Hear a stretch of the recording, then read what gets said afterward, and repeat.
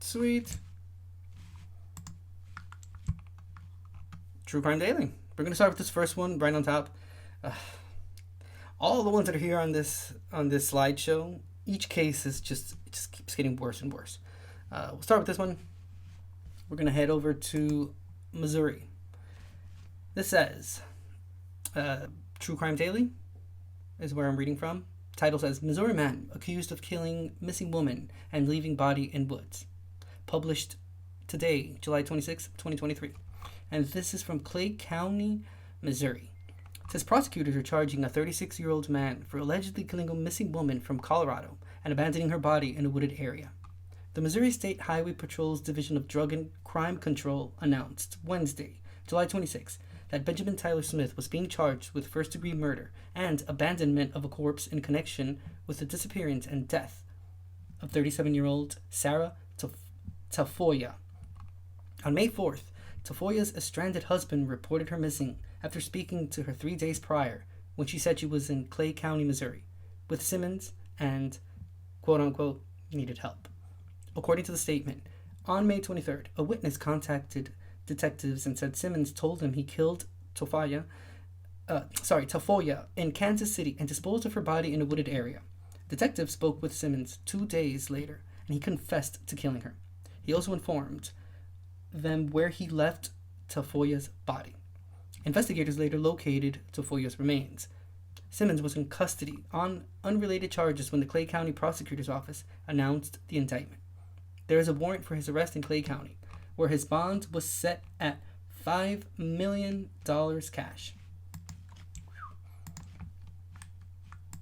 Okay, this is the official statement from the Highway Patrol.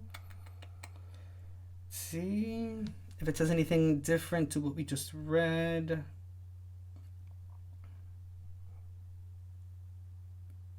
Nah. Same information. Not giving anything new.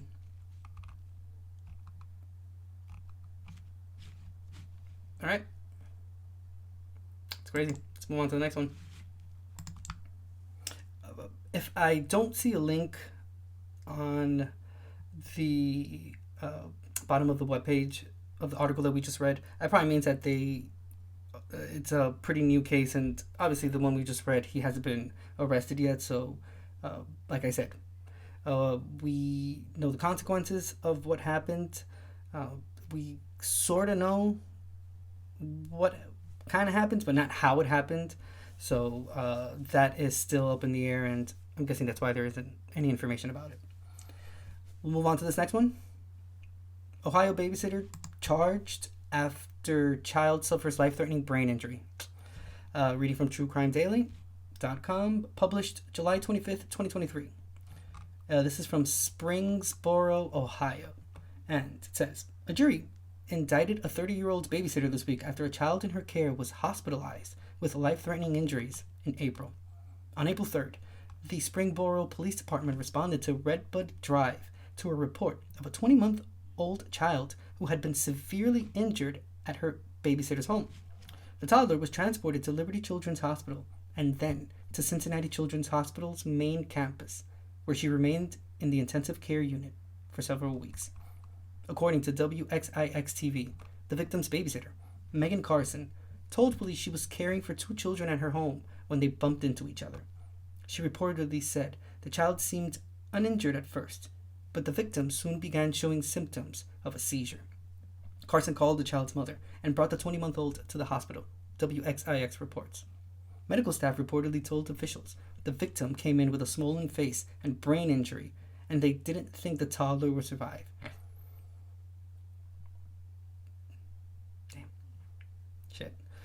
Police said the Warren County Prosecutor's Office presented the case to a grand jury last week, and on Monday, July 24th, Carson was indicted on charges of felonious assault and child endangerment. Police booked Carson into the Warren County Jail, and she is awaiting arraignment. Police have not provided an update on the toddler's condition. Damn. Crazy. Okay, let's check out Fox19.com. This title says, a babysitter arrested after child arrives at hospital unresponsive, police report. Let's see what Fox has to say. This was written by Jessica Schmidt, and it was published July 24th, 2023. So let's see what it says. Breaking now, a local babysitter is facing an assault charge after a child in her care ended up with a brain injury. Jessica Schmidt has more on this indictment at the Alert Desk. And this is coming from Warren County. That's where a grand jury indicted Megan Carson for felonious assault and endangering children. She's accused of causing harm to a 20-month-old child who was in her care. Springboro police say Carson brought the little girl to Cincinnati Children's Liberty campus on April 3rd. Carson said she'd been taking care of 2 kids at her home in Springboro and claims the kids had ran into each other. Carson police say claims the 20-month-old seemed fine after it happened until she started showing signs of a seizure. Carson told officers she then called the child's mother and took the girl to the hospital. Now, staff members at the hospital told police the toddler came in unresponsive with a swollen face and a brain injury. Investigators have not said what they think happened to the girl that ultimately led to these charges against Carson.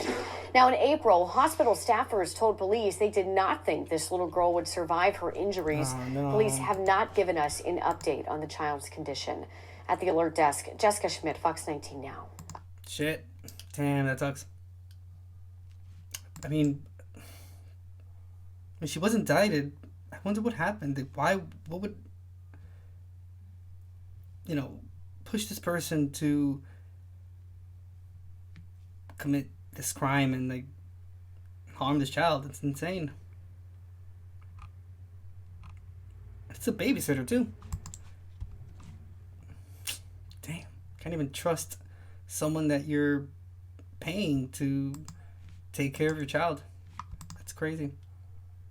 Hopefully the baby makes a swift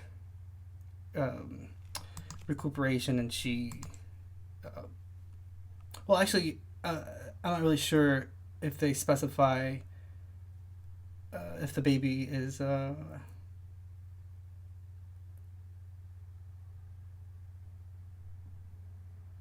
boy or girl. So the baby. I hope the baby is fine, and I hope they are able to find out what happened. That's crazy. I mean, it's a 30-year-old woman. Just want to put that out there. This is a 20-month-old child. I mean, what could a 20-month-old child do to you that would cause you to do something like that? It's crazy. People are losing their minds. Alright. Move on to the next one. Still reading from TrueCrimeDaily.com.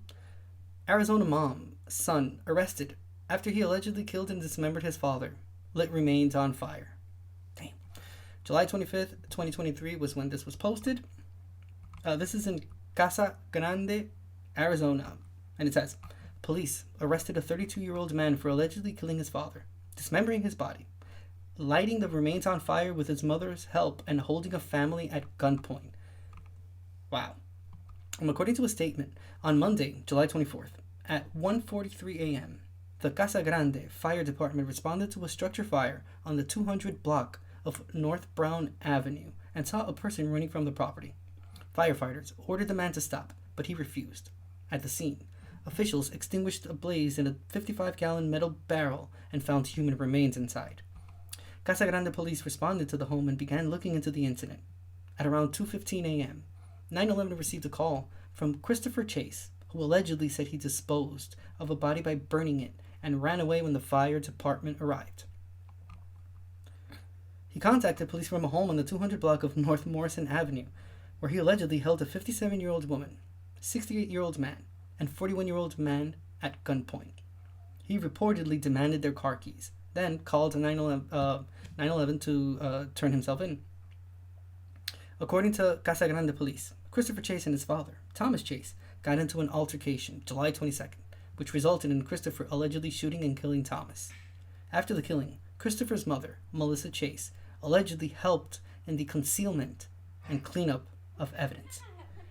Christopher Chase was arrested and booked into the Pinal County Adult Detention Center. I'm sorry. There are... Sorry about that noise.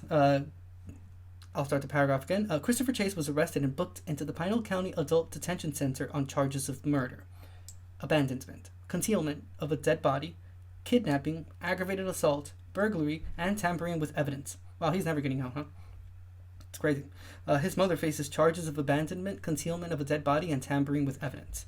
The charges and evidence will be presented to the Pinal County Attorney's Office for review. Crazy. One case that we saw once here on True Crime was sort of like the same case. The son had committed the crime, and it was the parents. It was both the mom and the dad in this case, and they actually got away with it. The son did not, but his parents were able to evade doing any time after helping their son like dismember and burn the body and shit. It's crazy. In that specific case, again, I don't remember the name. There's a certain part of a video that we watched that the parents are in a Zoom call, that there's like other people in it, and within those people are the parents of the victims, and yeah, that is extremely uncomfortable to watch, because they're sitting there, everyone knows that they were, involved in the disappearance of the children, because I think it was like 2 people that he had killed, of the parents of the victims that were there, and these people were just like talking as if they had no involvement in it, when they were the ones that literally, like I said, dismembered the whole body and left the house with the body parts and went to go burn them. They buried some of them as well, and yeah, starts clean. Nothing at all. Nothing happened to them. It's crazy. There's only a link to the police department's just the information that they have, which is where this website took the information from. So I don't have a news website to be able to click on to be able to watch a video. So we'll move on to the next case, but this is extremely obviously sad, and wow, damn, that dude Christopher, he's definitely going to be in jail for a very long time. He has 1, 2, 3, 4, 5, 6 charges against him, and a lot of those charges are like felony charges that he will be doing a very long time for. So at least we have that to look forward to, that this monster is not going to be out causing this harm to anyone. It's crazy. But yeah, there may be a huge chance that his mother does no time whatsoever, because those are the exact same charges that the parents that I just mentioned were facing, and nothing happened to them. Crazy.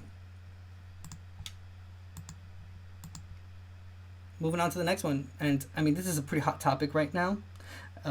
This is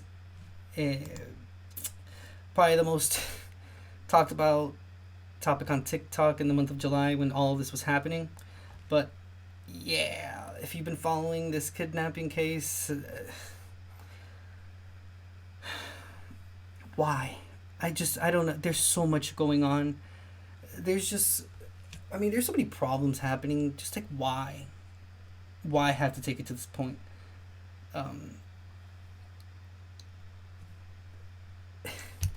lot of people rooting for this person to be found because he thought that the whole situation was actually going on. I had mentioned before, and I think it was like last week or the week before, that there were actually a lot of people that profited off of this case. Whether it's through like content creation or through like TikTok videos or whatever, live streams, talking about the case, analyzing it, replaying the video of the surveillance that you can see her and the supposed baby from afar. All that shit only to be in this position where we are right now. But yeah, pretty hot topic. TrueCrimeDaily.com. Title says Carly Russell reportedly admits kidnapping didn't happen. Published July 24th, 2023. And this is from Hoover, Hoover, Alabama. Sorry. The 25-year-old woman who reported seeing a toddler walking on the side of a road this month reportedly staged her own kidnapping. According to the Hoover Police Department, on July 13th at approximately 9:34 p.m., Carly Russell called 911 to report a toddler on the side of Interstate 459. Russell allegedly called a family member as she stopped to check on the toddler. In a press conference, Hoover Chief of Police Nicholas Dursis said Russell's mother heard her daughter scream and the line remains open. Police responded to the scene and found Russell's wig, purse, cell phone, Apple Watch, food she had recently ordered, and a few items she purchased from Target inside her vehicle. Police identified Russell as a missing person, and Dursis noted that it sparked national attention and resulted in a search for her. No one else reported seeing the toddler, and Dursis said there is no evidence of a child abduction. 2 days later, at approximately 10:45 p.m., police announced that Russell had returned home, and Hoover paramedics transported her to a local hospital for evaluation. According to Dursis, Russell told detectives she saw the baby, called 911, and when she went to check on the child, a man came out of the trees and mumbled that he was checking on the baby. Russell allegedly claimed the man, who had orange hair and a big bald spot, picked her up and she screamed. Dursis said Russell reclaimed that the man forced her into a car, and the next thing she remembers is being in the trailer of an 18-wheeler. Russell reportedly told detectives the man was with a female, but she didn't see her and could only hear her voice, as well as the sound of a baby crying. According to Dursis, Russell said she made it out of the 18-wheeler but was caught again and blindfolded. However, she said she was, quote-unquote, not tied up because the captors said they did not want to leave impressions on her wrists. Russell reportedly said that the man and woman took her to a home, forced her to get undressed, and she believes they took pictures of her. Russell told detectives she does not remember them having any physical or sexual contact with her. According to Dursis, Russell recalled waking up the next day, and the female gave her cheese crackers. Russell then allegedly went back into the vehicle and escaped before running through the woods and making it home. Dursis said Russell sustained a small lip injury and head pain. Additionally, officials noticed a tear in her shirt and $107 in cash in her right sock. According to Dursis, police were not able to corroborate most of Russell's original statement to detectives. During an investigation of Russell's search history, detectives noted she looked up how to take money from a register without being caught, the Birmingham bus station, a one-way ticket to Nashville, and the movie Taken, Dursis said. She had also searched whether you have to pay for an Amber Alert.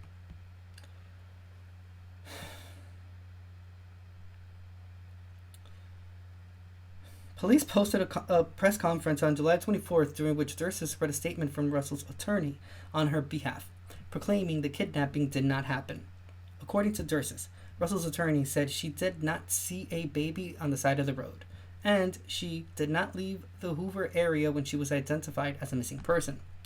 Russell apologized for her actions and understands she made a mistake in this matter.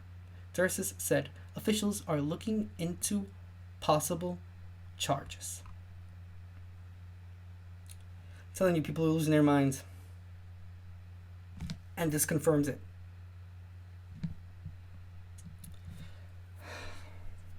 Sis. Really? Come on.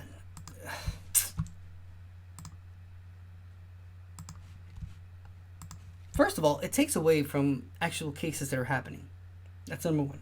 Number two, I mean, wow, it's like, but why go through this whole story of, like, but what was the purpose of it? I just don't understand. It can't be clout because, maybe it was the attention. Maybe she needed the attention coming from all these different sources, and I don't know, but seeing it from the perspective of being on like social media and reading about true crime cases and stuff, dude, this has been the biggest topic on TikTok for the past week and a half, ever since the story broke out. I remember seeing a video of her supposed brother, and it turned out that it was not her brother. It was just some random dude making videos about the case and whatnot, trying to get like likes and views. Dude, it's been a whole thing. But then on top of all that, it was just bullshit. And I just don't understand why. It's the same thing as the Jesse Smollett thing. But what's the purpose? I don't understand what's the end goal in this. I mean, was she supposed to make like money off of this? I mean, is she supposed to profit off of it? Was someone profiting off of the case, and then they were gonna split the money in half? I mean, there has to be an end goal to this, because if it's just attention, I mean, like, wow, really? You're gonna face charges for this sort of attention? Bro. That's insane. I won't go too much into this because it's already been a pretty widely talked about case, but we'll look at just one news report about it and we'll move on to the next case, because there's plenty of people that are already talking about it, and on top of that, there's not really much to say after this point. You lose interest after you realize that they be bullshit, literally. Like, this is so sad that someone would get to this point. I just don't understand what the whole purpose is. But whatever. Maybe that's the whole point, that we'll never figure out what happened. We'll never figure out why. The video we're going to watch is from yahoo.com. It says Carly Russell admits kidnapping was a hoax. Let's watch this video.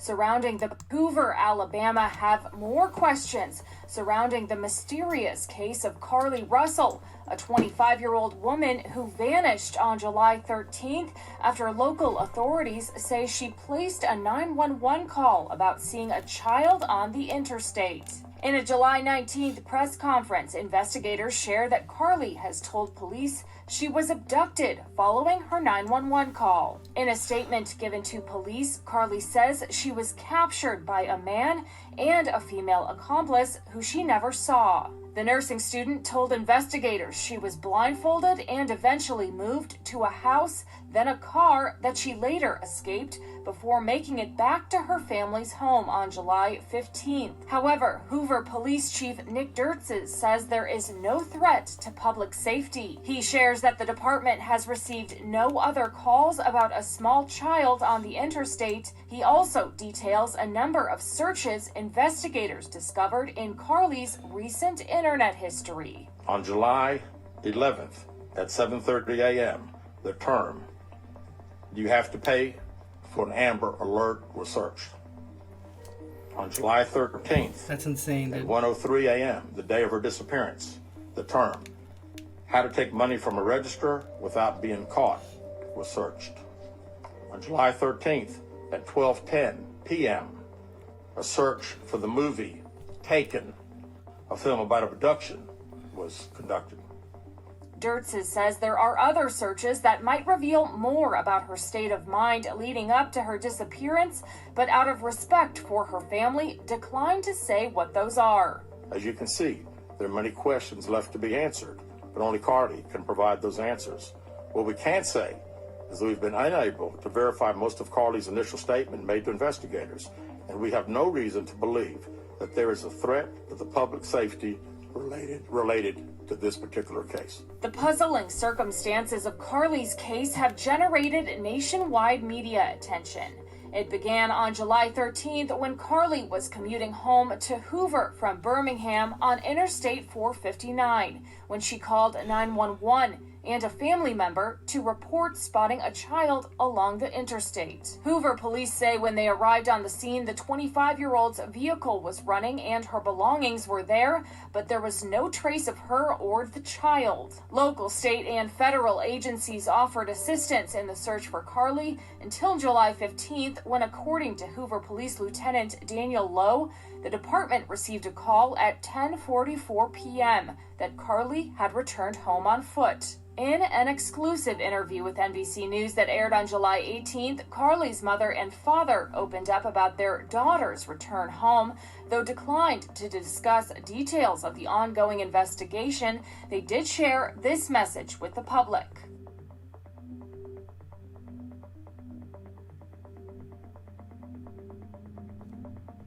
Do you believe that there's an abductor still out there?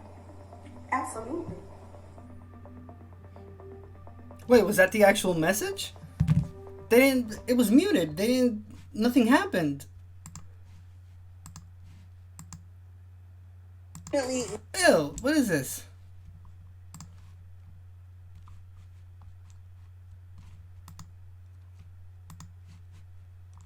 Home, though declined to discuss details of the ongoing investigation, they did share this message with the public.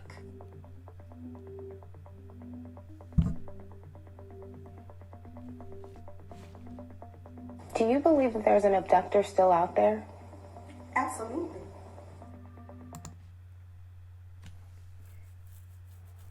Well, I guess the message wasn't that important then, because they didn't leave that part in it. Wow.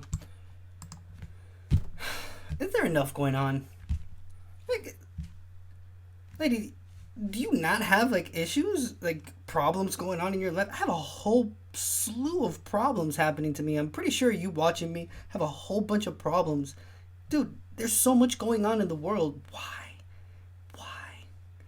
I just don't understand. Like, but what? Like, what are you doing with this? If it would at least have some monetary finale to it, like, you're gonna make a whole bunch of money off of it, but you left, like, your car and all your stuff. It's crazy how there were a lot of people that speculated from the beginning with this. And there were a lot of people on TikTok that were, like, over-analyzing the whole case and whatnot, but not a lot of people did believe that it happened, but there was a good chunk of people that did not.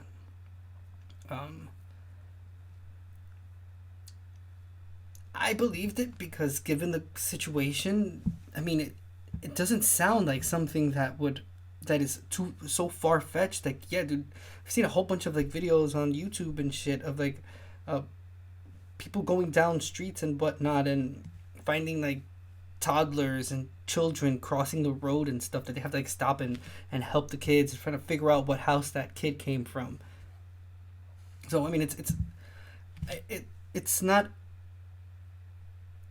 you know, a complicated conclusion to jump to that, yeah, there could have actually been something that happens, because, yeah, stuff like that happens, but, wow, for it to have all been a lie, that you left your car there and all your belongings, everything, and it was all a lie. That, in and of itself, sounds weird. That it's, I don't know, man. I don't even know. But then again, I mean, it's just weird all around. It doesn't make any sense. It doesn't make any sense at all. I don't know, man. It's just like, why destroy your future? I just don't get it. I just don't understand. Like, this person would have so much to lose. Not only that, it's gonna get charges pressed against her as well. So you have all this to lose. It's like, why? I don't know, man. No. Maybe I'm just overestimating the situation. Yeah, I said it correctly. Overestimating the whole situation, and I'm harping too much on something, but it's just, it's weird. I don't know. We'll move on to the next case. We are heading to Florida. This says, Florida man allegedly killed pregnant partner, unborn child, and himself in front of several people. We are still reading from TrueCrimeDaily.com, published July 24th, 2023. This is from Polk County, Florida.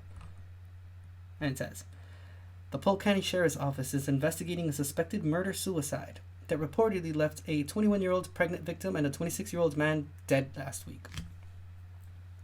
The Polk County Sheriff's Office said a fatal shooting occurred Friday, July 21st, shortly after 7 p.m., near a home on Central Avenue West in the Inwood area of Winter Haven. Riley Groover allegedly fatally shot the victim multiple times, who was 8 months pregnant, before turning the gun on himself in front of several people. First responders and hospital staff attempted life-saving measures, but neither the unborn baby nor the mother could be saved. According to the sheriff's office, investigators have determined this was a domestic-related incident. Family members reportedly told officials the couple have argued in the past and the disputes have become physical, but none of the incidents were reported to authorities. Polk County Sheriff Grady Judd said in a statement, there was a violent and horrific double murder that ended the lives of a 21-year-old woman who was 8 months pregnant and her unborn baby. When the suspect became enraged, family members and neighbors did everything they could to help her get away from him. Please keep this family in your prayers. Groover has been arrested before for aggravated assault and domestic violence, records show.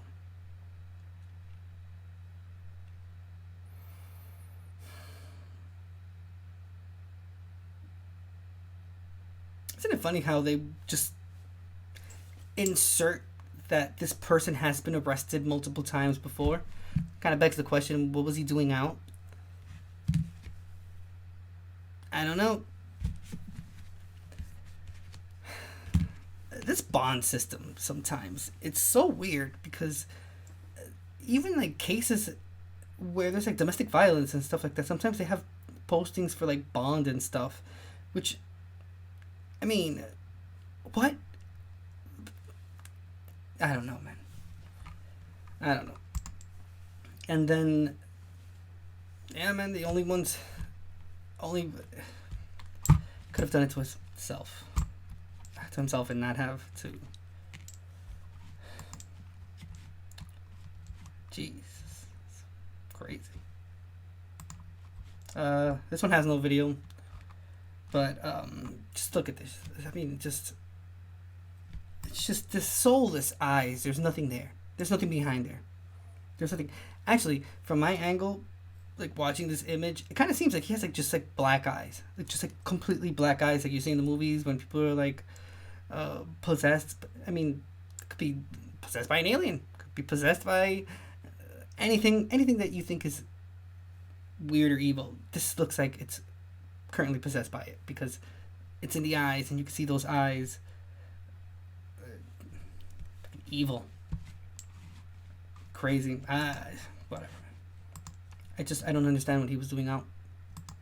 That perplexes me a lot.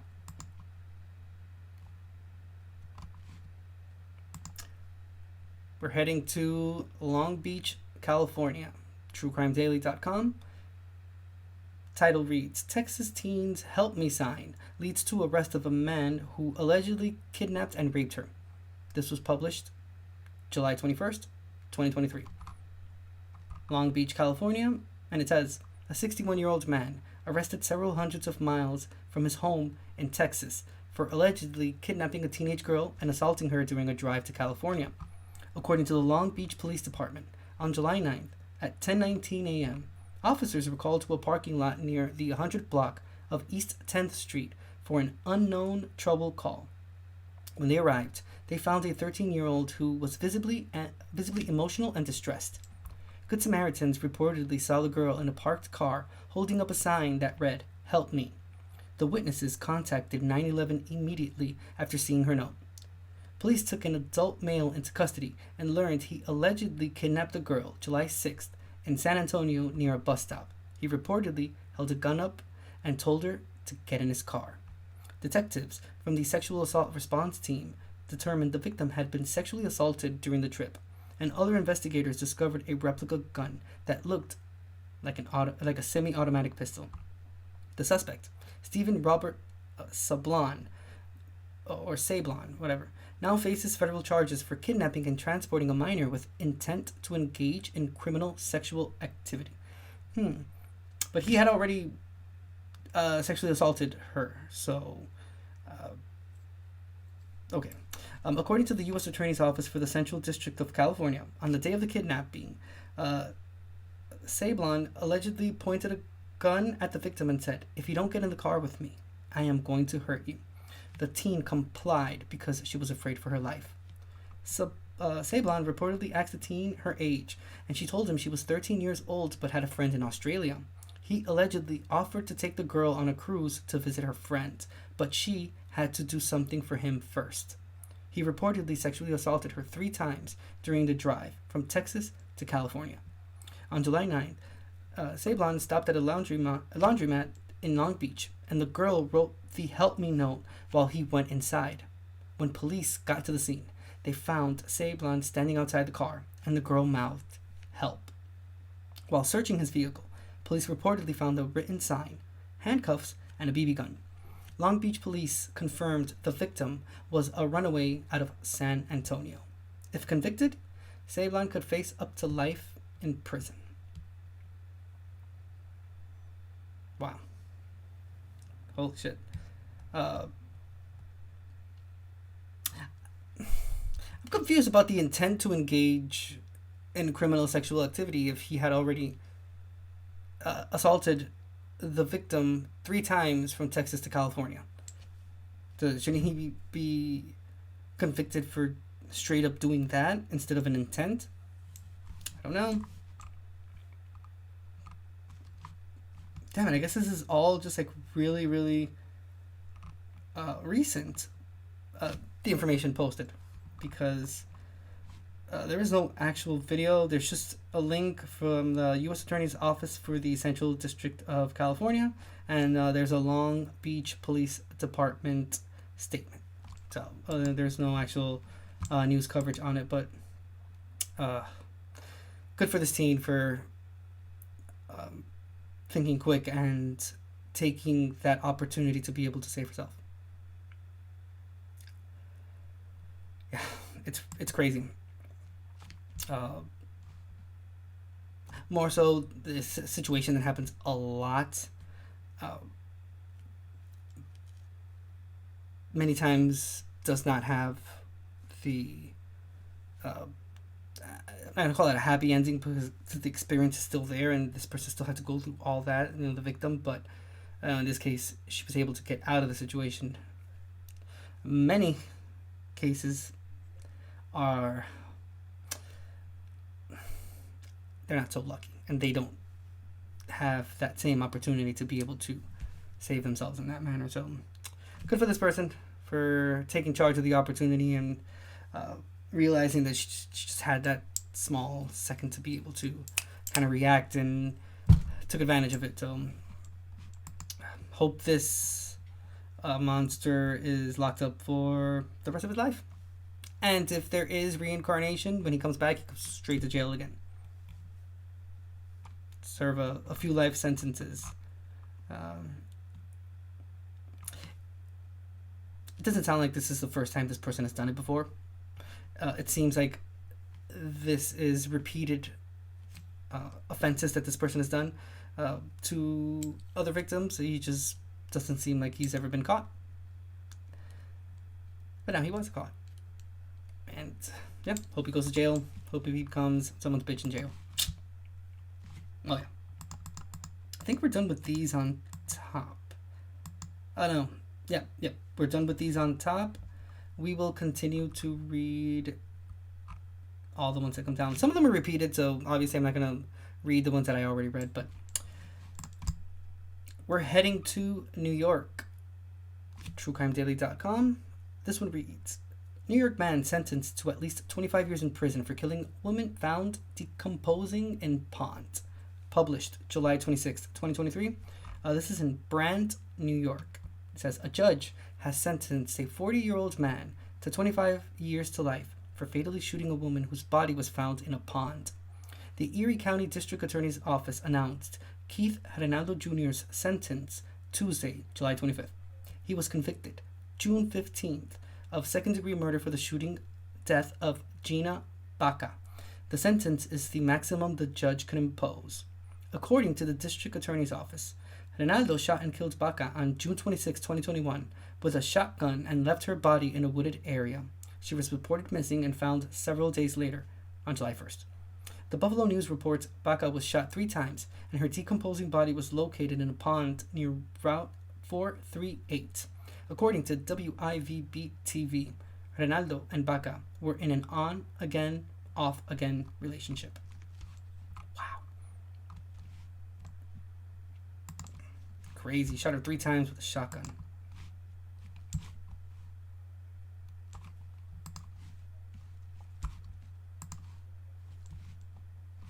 Wow. It won't let me see the video. Let's see this one.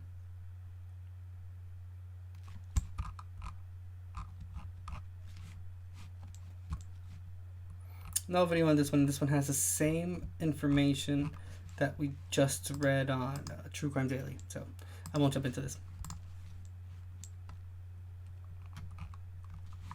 Wow. Let's see. Maybe we'll find a video on Google if we...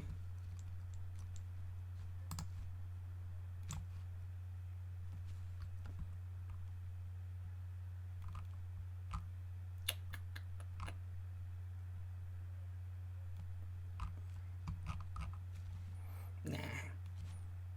There is no news report on this case. So... I apologize. We will move on to the next one. We're heading to Oklahoma.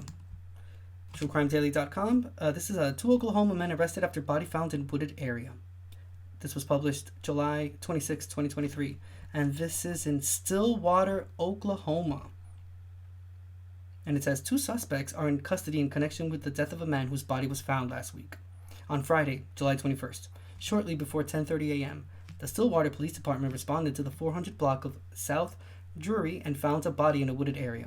Investigators later identified the victim as 28-year-old Dylan Lewis of Stillwater. Officials did not disclose the victim's cause of death. Police initially identified 28-year-old Troy Driscoll as a suspect in the case. Investigators executed a high-risk search warrant near 100 West Matthews, located Driscoll and took him into custody on Friday, July 21st at around 8:20 p.m. According to records, Driscoll was booked into the Payne County Jail on charges of first-degree manslaughter, third-degree burglary, and possession of paraphernalia. Police said they identified a second suspect, 31-year-old John Helfrich, after conducting interviews with witnesses. Officials arrested Helfrich on Saturday, July 22nd, shortly after 2:30 a.m., and booked him into the Payne County Jail on a charge of first-degree manslaughter. Horrible. Damn. Still a pretty recent case. There's nothing, doesn't seem to be a news report. Just the Stillwater Police Department's news release and the jail records. Ooh, that's interesting. Let's see what it says.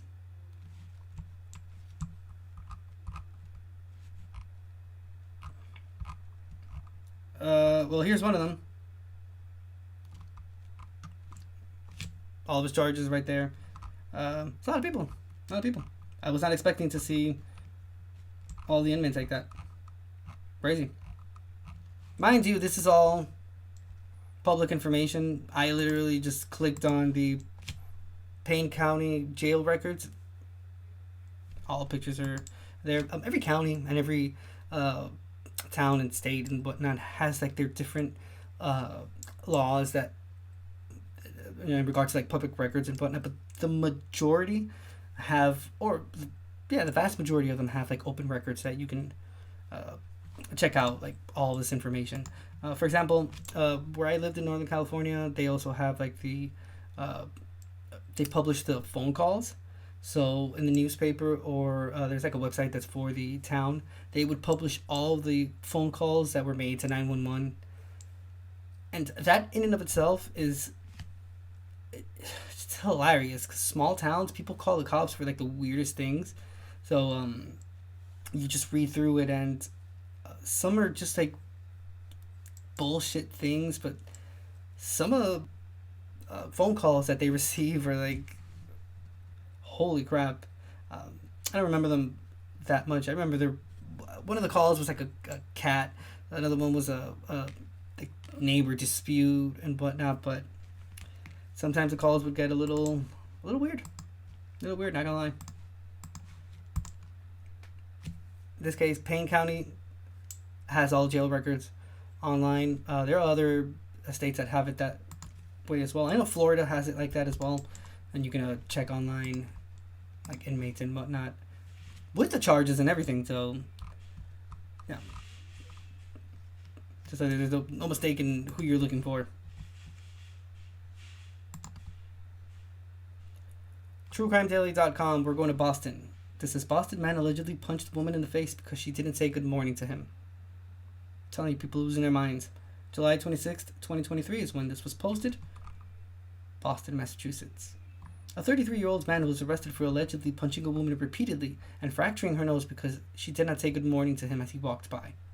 According to the Suffolk District Attorney's Office, on July 13th at approximately 9 a.m., Boston police responded to a call on Balsam Street in the city's Dorchester neighborhood because a woman called to report she had been attacked by an unknown man. The woman said she was watering her lawn when the suspect, Ian Atkinson, allegedly walked by her and then cursed at her for not saying good morning to him. The victim took out her cell phone and began recording him. Atkinson reportedly got into a black Mercedes nearby, then got out and started punching her. Security footage reportedly shows Atkinson hitting the victim at least 7 times in the head. Police said she was bleeding profusely from her nose. Afterward, he got into his black Mercedes, reversed the car, and swerved toward the victim. She got Atkinson's license plate on camera and provided it to police. The victim also reportedly noticed Atkinson wore a GPS tracking device. Police used the license plate number to locate Atkinson at a home on Lucerne Street and found a second Mercedes registered in his name. Officers concluded Atkinson was allegedly the same person in the video, and the victim pointed him out in a photo lineup. Police obtained a warrant for Atkinson's arrest and took him into custody on charges of assault and battery, causing serious bodily injury, and assault and battery with a dangerous weapon.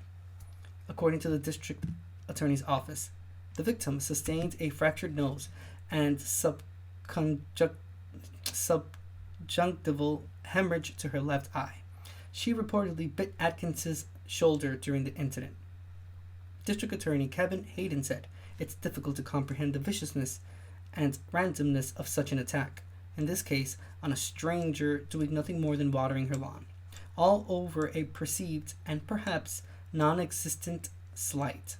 But it isn't difficult to admire the bravery and alertness of this victim, and her presence of mind, not only to get crucial video of her attacker, but also to notice that he was strapped with a GPS device, because he's obviously not the smartest cookie in the bunch, because he had a GPS tracker strapped to him. Crazy. This is from the district attorney's office. Same information. Crazy. Would have wanted to see that video though.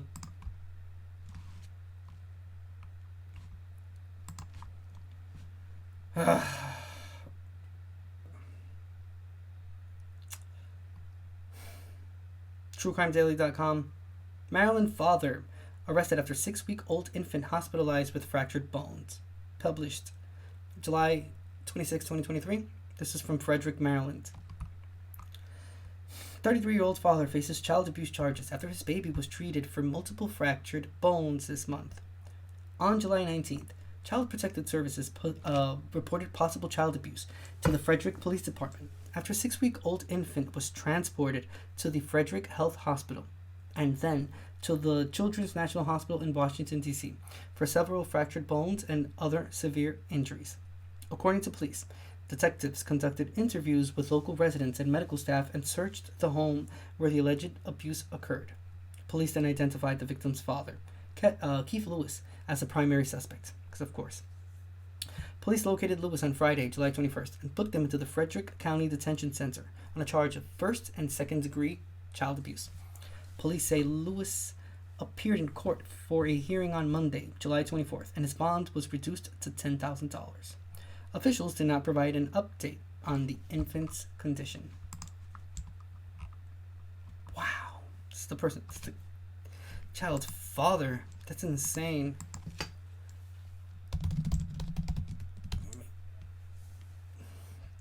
Check out YouTube. Sorry, give me 1 sec. Let me open up. I don't know. I thought YouTube chat was working properly, but it doesn't seem like it is.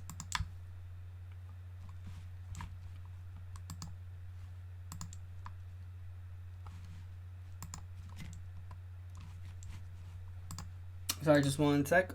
I'm just checking on Twitch chat, YouTube chat. And yeah, it should be, all right, it should be good. Sorry. Perfect. Moving on. Okay, we saw this one first. This was the first case that we read. Alrighty. We're going to Las Vegas. TrueCrimeDaily.com. Las Vegas man allegedly stabbed wife to death. Barricaded himself in truck on highway. Published July 26, 2023. Las Vegas, Nevada. It says, a 62-year-old man stands accused of slaying his wife and barricading himself inside a vehicle on a highway this week, according to a news release from the Las Vegas Metropolitan Police Department. On Monday, July 24th, at around 12:24 a.m., officers responded to a report of a man hitting his wife at a home in the 9800 block of Shadow Grove Avenue. An individual in his 20s reported to police that his sister told him their mother was being strangled. KLAS TV reports. At the scene, officers reportedly found an unresponsive woman in her 40s with stab wounds, and medical personnel pronounced her dead at the scene. Police said the suspect, Alexander Fitzgerald Marshall, fled the scene before officers arrived. Marshall was married to the victim. According to KLAS, investigators allege the suspect and his wife got into a dispute before Marshall stabbed her.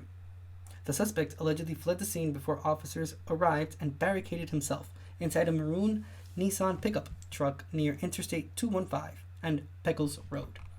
At approximately 5:30 a.m., Las Vegas Metropolitan Police Department SWAT reportedly took Marshall into custody and transported him to a local hospital for self-inflicted injuries. Marshall was booked in absentia into the Clark County Detention Center on a charge of open murder and is scheduled to appear in court July 27th. According to KLAS, due to the incident, highway traffic was shut down Monday morning but picked back up at around 9 a.m.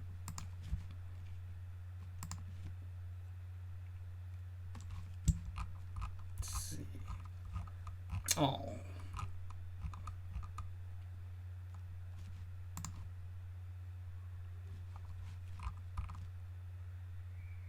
Looking for a news report or anything, but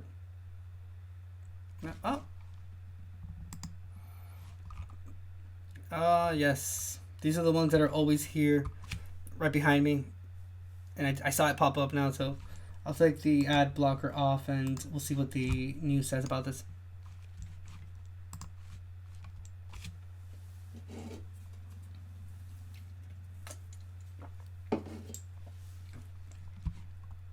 Learning the name of the man Pretty short video. I'll repeat it again. accused of killing his wife before. Stop it. The name of the man accused. 8 News Now learning the name of the man accused of killing his wife before leading police on a chase ending on the 215. Metro Police say 62-year-old Alexander Fitzgerald Marshall stabbed his wife several times on Monday. He then reportedly fled the scene, which led to a car chase and a brief barricade on the freeway. Marshall was taken into custody, facing now an open murder charge. Damn. That's basically the only video we have about the victim. inmate information search. I'm not gonna search his name. It's not worth that shit. But yeah. Another thing detention centers or prisons have is you can search for the inmates in there.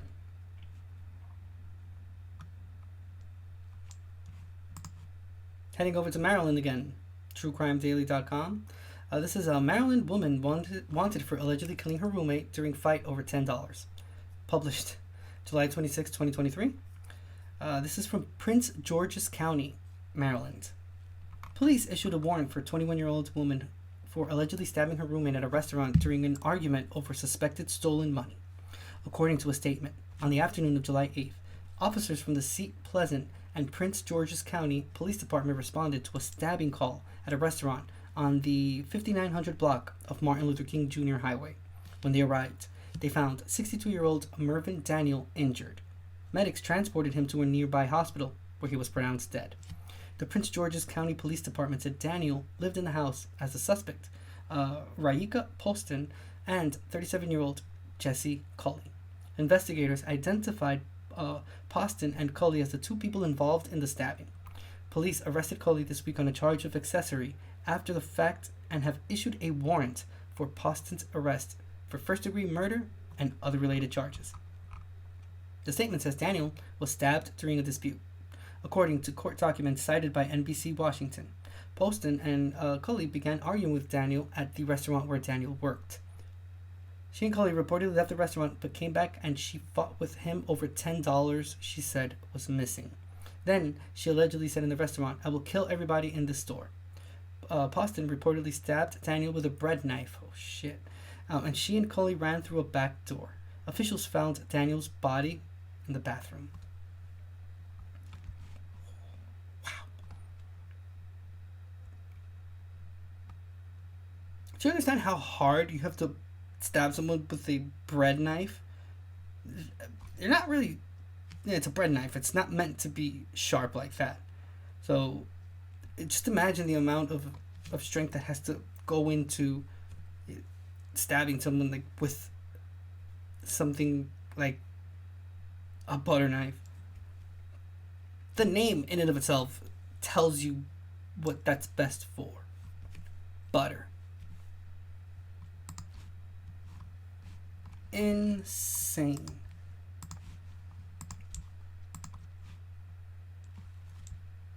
Okay, let's see this news report from NBCWashington.com. It says a woman mad over missing $10 fatally stabbed man at Maryland's restaurant, court talks say.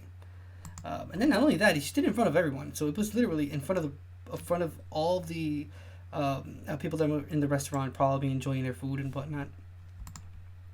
That's crazy. A Capitol Heights man is in custody, and police are looking for his girlfriend in connection with a murder over $10.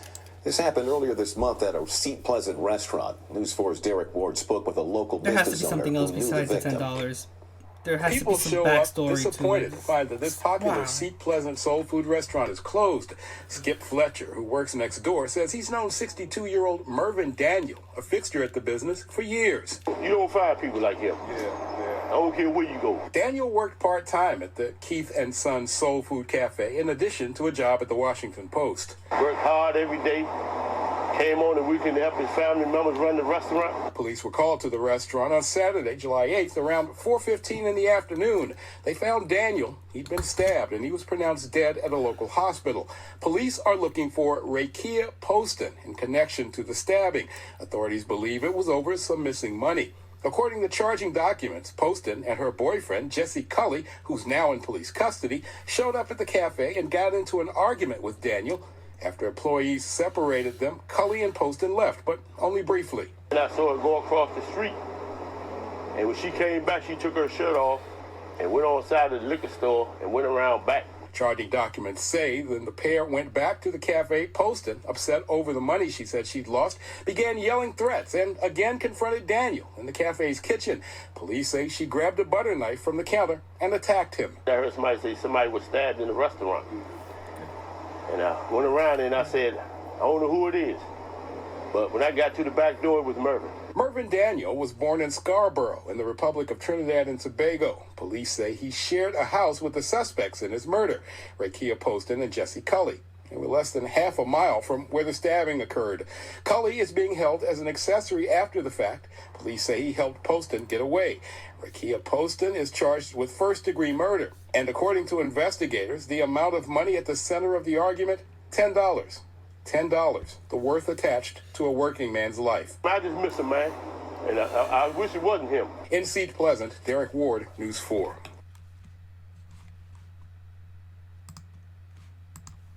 I don't know. $10? Damn, that's what that life was worth.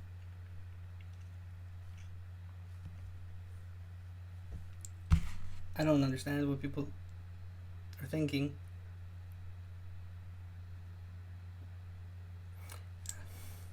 I don't know. Something else was going on there that led to this person taking this action. Because, I mean, $10, maybe that's something that set off this person, and that was maybe the last drop of the last drop before the cup was spilled. But and I'm not saying that Marvin had anything to do with it, but speaking solely about her,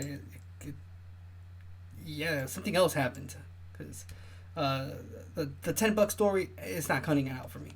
But then again, there have been like pettier excuses people have used to confront other people and end their lives. So again, at the same time, I guess I can take back what I just said, because now that I think about it, yeah, it could be possible. But wow, $10. It's crazy. Insane.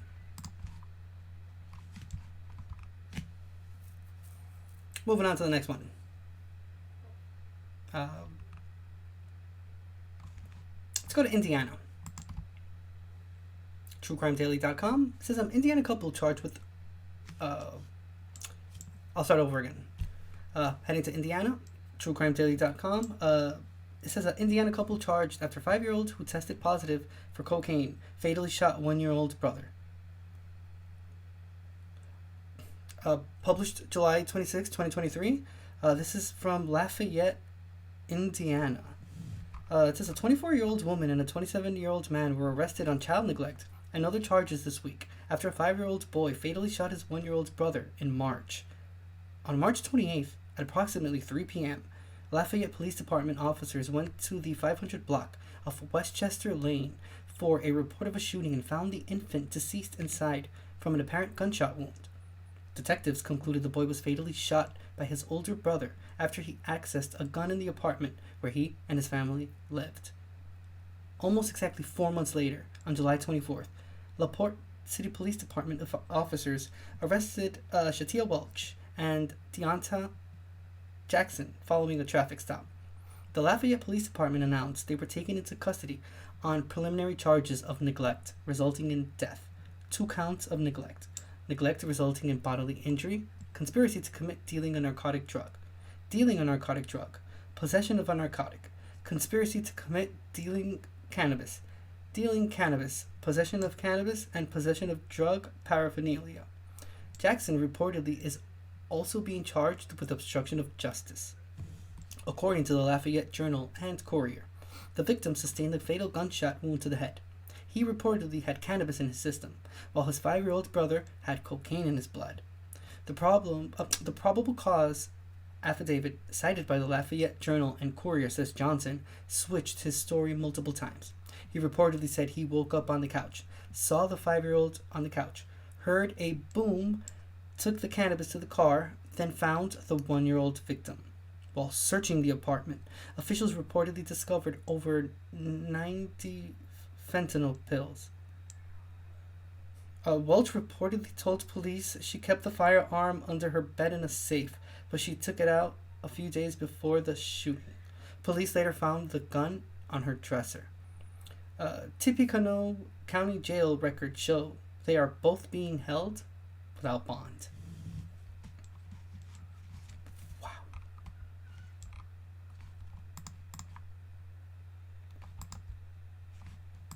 Okay. Okay.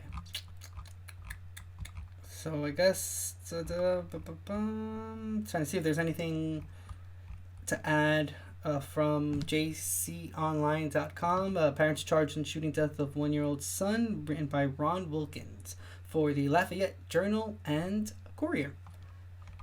Published July 25th, 2023. Just trying to see real quick if there's any sort of information that could that just additional information that we can find in regards to this. If not, I'll just put it on Google because it's actually pretty interesting.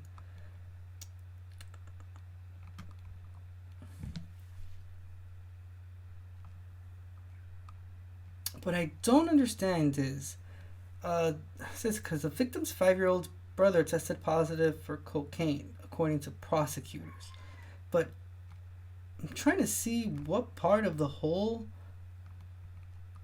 reporting says anything about the child consuming said cocaine. So I'm just reading real quick, and I apologize.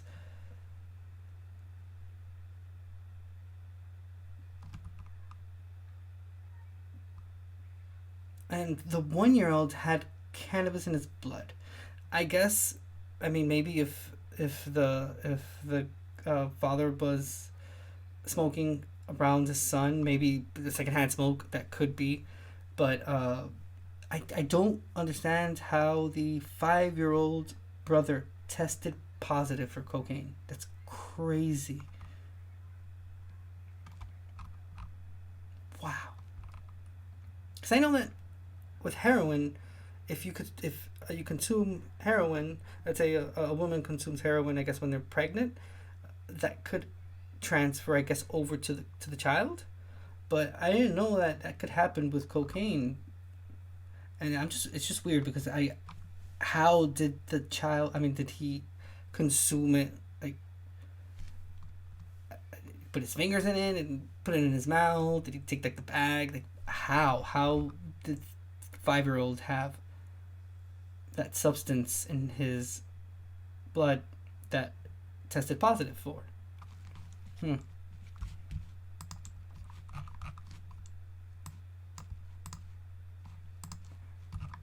I think this couple is this title is I was reading the title when I said a couple, but the title could help us a little more in finding a good article about it. What I will do is like that. So let's see.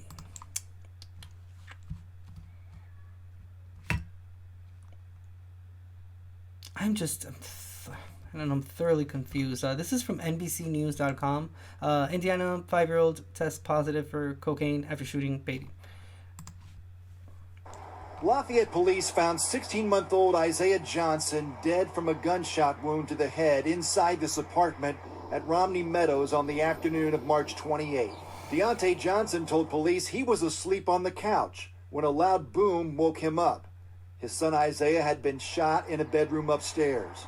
The baby's 5-year-old brother was the only other person in the apartment. The mother, Shatia Welch, was not home at the time of the shooting. Welch told police she keeps her handgun locked in a safe under the bed, but police found the gun in a dresser drawer in the bedroom. Both parents denied having touched the gun for days before the shooting. Police say they also found more than 90 blue pills on a shelf in the living room within reach of the 5-year-old. Court records say those pills tested positive as fentanyl. Just before police arrived, surveillance video shows Johnson putting a bag in a car outside the apartment. Police say they found 400 grams of marijuana in that bag. Court records say the baby died with marijuana in his blood. A hair sample from the 5-year-old tested positive for cocaine. Police say electronic device and social media records from Johnson contain messages about selling drugs. Both parents face neglect charges for both children, as well as illegal drug dealing and drug possession charges.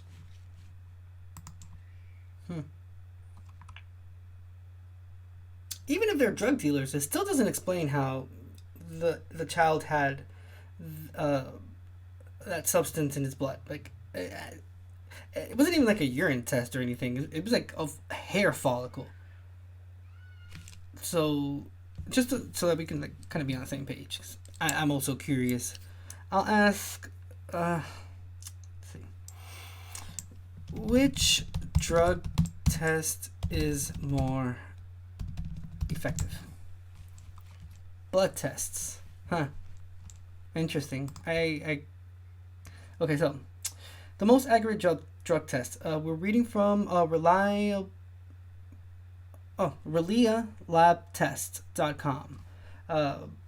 So yeah, I just asked which drug test is the most accurate. So it says the winner of the most accurate drug test is, drum roll please, blood tests. They may be more intrusive than other methods, but blood tests are well regarded as accurate and comprehensive. Hair tests and sweat tests can be particularly poor when it comes to accuracy. Interesting. External contact with a drug or even the smoke from a drug can throw a false positive. Okay.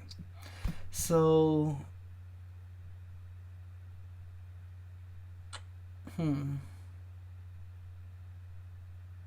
I can understand the smoke part, obviously, because of cannabis. We can just put two and two together, and the father was, like I said before, smoking cannabis. We don't use the M word here on the King Angel Show, even if it's like when that's not cannabis. He was probably smoking cannabis with his kids around, and they were getting that secondhand smoke, which is why the 1-year-old, which fortunately was the one that was killed, had cannabis in his drug and cannabis in his system. But for the 5-year-old, maybe he touched the bag at some point. Let's see. Can you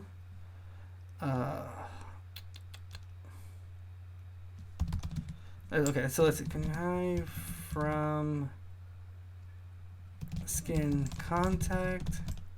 Okay, so I asked, can you get high from skin contact cocaine? Just, in case like the child put his fingers into it or something.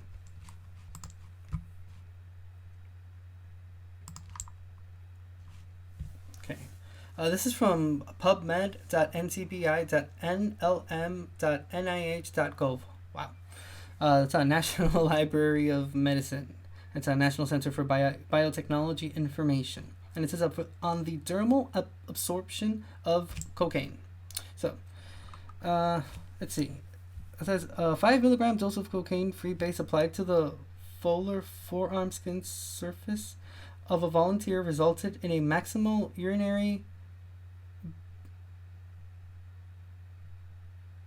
benzoyligonin concentration of 55 NG/ml.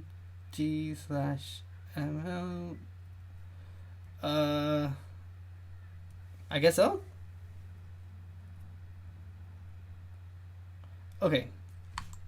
We conclude that dermal absorption of cocaine represents a minor but significant route of exposure to this drug that needs to be considered when interpreting low-level urine drug testing results. Interesting.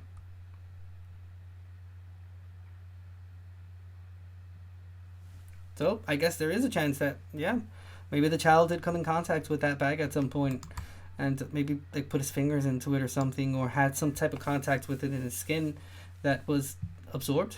I mean, it does say it's only like it's just a minor. We conclude that dermal absorption of cocaine represents a minor but significant route of exposure to this drug that needs to be considered when interpreting low-level urine drug testing results. Damn. Crazy. Mind you, it's a 5-year-old. So just like the whole case in and of itself, and besides being tragic, is just like, damn, dude, that's child having to be exposed to this kind of thing, man. It sucks. It sucks big time. Alright, moving on. We're going to Tennessee now. TrueCrimeDaily.com. Tennessee homicide. Victim found near Creek Bank in 1985 is identified. July 26, 2023 is when this was published. We're going to Cheatham County, Tennessee. Officials have identified the skeletal remains of a homicide victim found near a creek bank in 1985. According to the Tennessee Bureau of Investigation, which is the TBI, a motorist having vehicle trouble on Interstate 24. We'll start over again. According to the Tennessee Bureau of Investigation, TBI, a motorist having vehicle trouble on Interstate 24 West made the discovery between mile markers 29 and 30 in March 1985. Forensic anthropologists at the University of Tennessee concluded the victim was a white female who had been dead for 2 to 5 months before her remains were found. Despite their efforts, investigators were unable to identify the woman at the time, and the case went cold, the TBI said. She was then classified as a Jane Doe. More than 3 decades later, in April 2018, the University of Tennessee Forensic Anthropology Center sent a sample of the victim's remains to the University of North Texas Center for Human Identification, and they created and entered a DNA profile into the Combined DNA Index System, which is CODIS, and the National Missing and Unidentified Persons System. In December 2022, the TBI sent a sample of the remains to Othram Inc. to help identify the Jane Doe as part of the Unidentified Human Remains DNA Initiative. Investigators were reportedly able to locate possible family members in Virginia. According to the TBI, agents communicated with the victim's potential brother and discovered he had a sister he had not heard from in more than 4 decades. TBI agents took a DNA sample from the potential brother, compared it with the victim's DNA using forensic genetic genealogy, and Othram Inc. was able to identify the victim as Michelle Lavone Inman of Nashville. No arrests have been made in connection with Inman's death, and TBI agents have asked for the public's help in determining who killed her. The power of technology. Evident here. Without it, they would not have been able to put a name to someone that was found, killed back in 1985. So that's 38 years ago. Crazy how it's great minds coming together to create machinery and hardware and software and research and all this shit to be able to get to the point of creating methods that help solve cases. I mean, think about it. It's 38 years of never knowing what happened to your sibling. And this is just this one case. Think about all the numerous other cases around, spread all across the U.S., hell, spread all across the world that have not been able to be solved because of lack of technology. Many of them, when cases are reopened or, the families pressure police into continuing on with the case, because of all of these advancements in technology, they've been able to resolve cases and, convict people. And in this case, put a name to someone that did not have one associated to them, just like Jane Doe and whatnot. Hey man, out of all the stories that we read today, no, not stories, cases, I'm sorry, because it's true crime cases, they're all true. At least this one, albeit it doesn't have a happy ending to it, but I mean, at least there's a little bit of closure for the family, and at least they're able to know who it was and can give a proper goodbye to that person, or to the victim, this case. Let's head over to Texas. TrueCrimeDaily.com. Texas man sentenced to life for sexually abusing family member is found dead. Published July 25th, 2023. And we are in Galveston County, Texas. A man facing life in prison for sexually abusing a family member was found dead this week after failing to show up for his last day of court, according to a news release from the Galveston County District Attorney's Office. A judge sentenced Richard Duplessis on Thursday, July 20th, to life in prison. On August 12, 2022, the child victim came forward and reported that Duplessis had been sexually assaulting her since she was 6 years old, from May 2021 until February 2022. Police arrested Duplessis, and a jury indicted him for continuous sexual abuse of a child. In November 2022, Duplessis posted $250,000 bond, KPRC TV reports. According to the District Attorney's Office, on Tuesday, July 18th, Duplessis' trial began, and the jury heard testimony from 2 other victims who accused the suspect of sexually abusing them when they were children. During the trial, prosecutors reportedly showed text messages that revealed the nature of inappropriate communication between the suspect and the victim.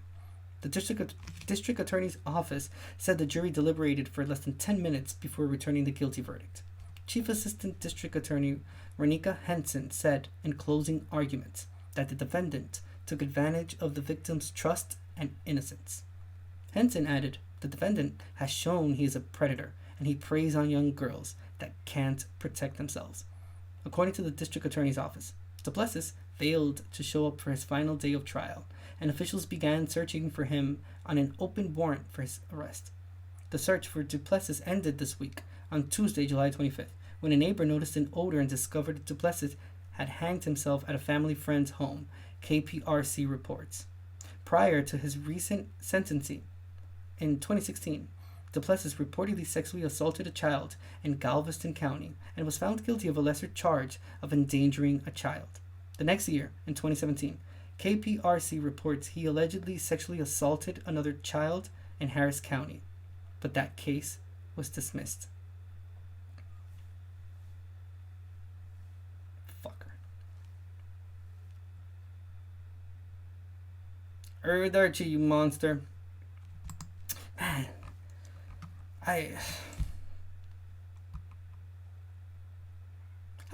How did he post a $250,000 bond?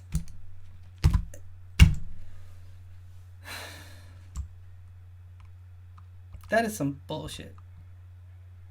Should have been arrested. He should have been kept in jail. Period. Point blank. I mean, obviously we know why he killed himself, because he's a bitch, and he knew he was going to be facing life in prison because of this. He should have faced 3 sentences of 3 life sentences for this shit.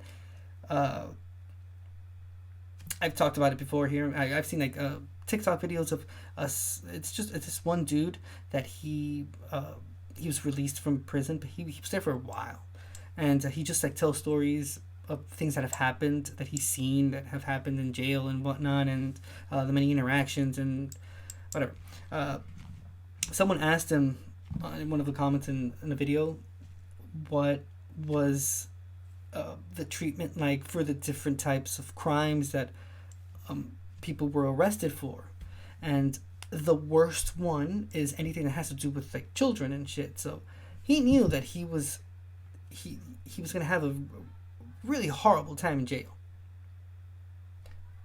But yeah, he did what any other guilty ass fuck bitch would, I guess, do, and he hanged himself. Would have been great to have seen him face jail and be incarcerated, and yeah, again, they don't take too lightly with people arrested for crimes like this. And that dude in that video, he repeats it a lot, so it's not just like a passing thing. He explicitly says, and like, I'm not gonna talk about it now, but he tells a story of what they did to one And let's just say the group of inmates that were like zoned in on hurting this person because of the crimes that he committed. Yeah, dude, they did that shit, and they planned it out for an extensive period of time. So it wasn't just like like jumped him or something. Like no, they coordinated the whole thing, and yeah, let's just say that person is 6 feet under. Yeah, very brutally, very brutally. A lot of people don't have anything to lose, so I think this monster knew it, and he didn't want to have to face the repercussions of his actions. Jeez. Okay. Let's see, this is from KPRC. Let's see if they have a video. Something that we can watch.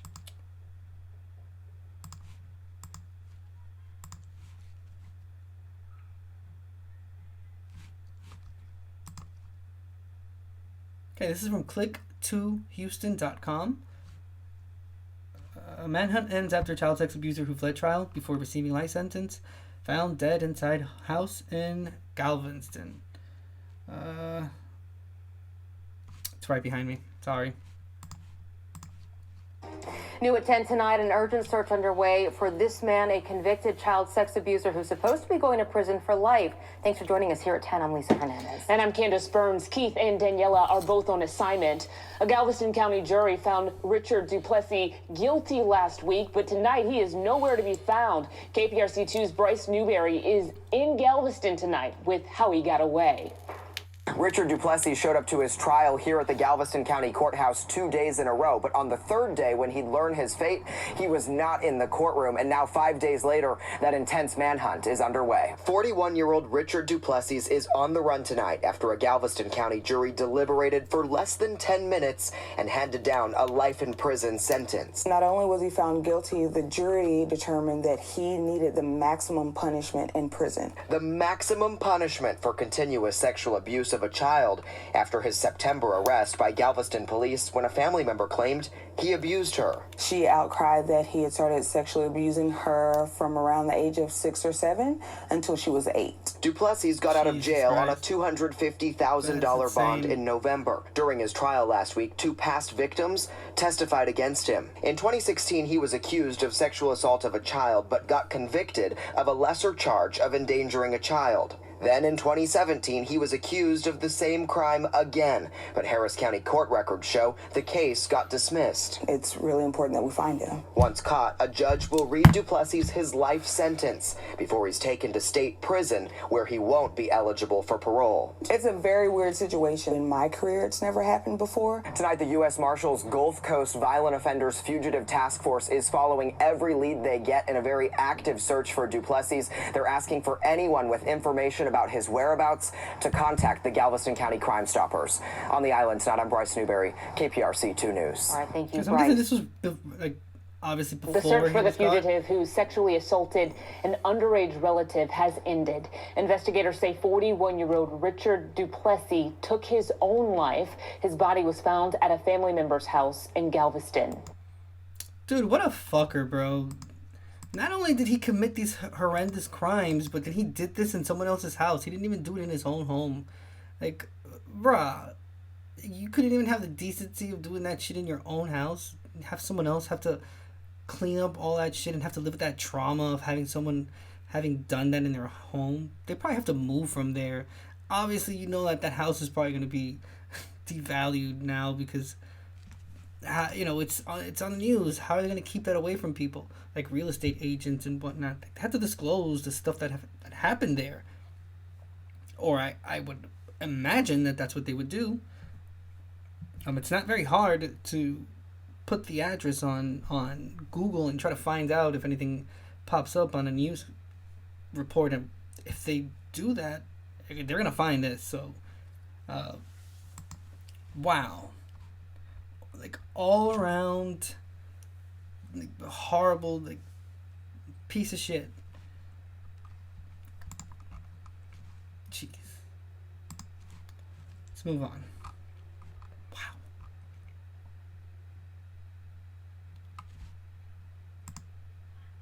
Going to Las Vegas, Nevada.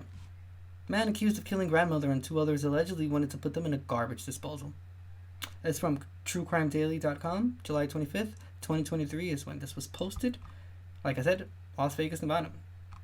A 30-year-old man accused of killing 3 people in an apartment and living with 2 of their bodies for days could face the death penalty if he is convicted.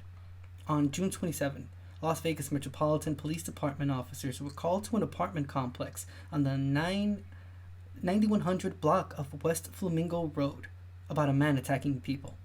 When police arrived, they found a man suffering non-life-threatening injuries in the leasing office. They then conducted a welfare check at Spencer McDonald's apartment and found 3 deceased individuals inside. Police arrested McDonald on an open count of murder. Clark County court records show McDonald is now being charged with murder with use of a deadly weapon. Victim over 60 years of age. 2 counts of murder with use of a deadly weapon and 1 count of attempted murder with use of a deadly weapon. KLAS TV reports the 3 victims were identified as 80-year-old Dina Vale, 43-year-old Andrew Graydon, and 45-year-old Chris Brassard. Vale was reportedly McDonald's grandmother, and Graydon was her boyfriend. Brassard, a maintenance worker, was killed while conducting a welfare check at the apartment. According to KLAS, Graydon and Vale's bodies were discovered inside a bedroom, and Brassard was in the living room. Investigators reportedly found 2 maces, a sword, and a knife inside the apartment. Homicide detective Lauren Samples testified at a grand jury hearing that McDonald described the killings as putting them out of their misery as an honorable deed, and then didn't give any other clarification or justification as to why.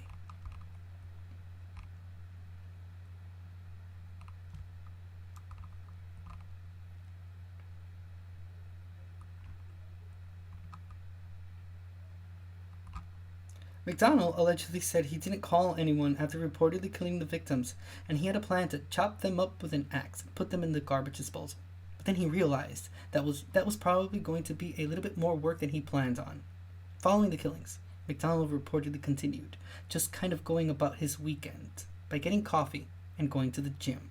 KVVU TV reports. Detective Jennifer Santiago also testified at the hearing and spoke about finding a butcher knife on the carpet and a sword on Vale's bed. There was also a serrated knife, but investigators did not find any blood evidence on him. Drag marks in the apartment reportedly led to the 2 bodies in the bedroom. According to KVVU, Santiago said Vale suffered numerous sharp force injuries to her face and the left side of her body. Graydon was found with stab wounds to his chest and blunt force trauma on his head and neck. Santiago said a blunt instrument struck the top of his head, causing it to split, adding it was cracked like an egg. McDonald allegedly spoke about killing his grandmother and told detectives how surprised he was how long the body continues to move after. Records show prosecutors filed a notice of intent to seek the death penalty. KVVU reports the grand jury returned an indictment 1 minute after deliberating.